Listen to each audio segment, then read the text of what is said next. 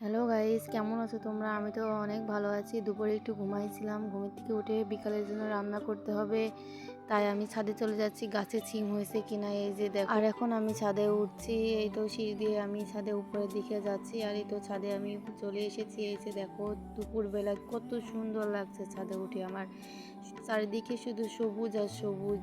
আর আমিও এই সিম তোলার জন্য, আর এই যে এই পাশে আছে বাগান, আমাদের ফুলের বাগান। এই পাশে ওই যে ওইটা ক্যাম্প, দেখো কত সুন্দর, সব সবুজ, কতটা ভালো লাগছে। আর এবার আমি আমার সিম গাছের দিকে যাচ্ছি, কারণ সিম আছে কিনা সেটাও তো আবার দেখতে হবে।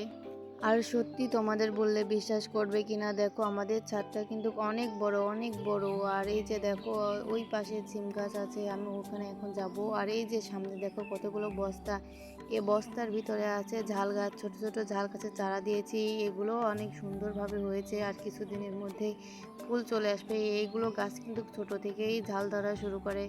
আর এই যে এটা হচ্ছে আমাদের সিম গাছ, গাছে কয়েকটা ছিমও ধরেছে। আজকে এগুলাকে ভাজি করব, তাই এগুলো উঠানোর জন্য চলে এসেছি।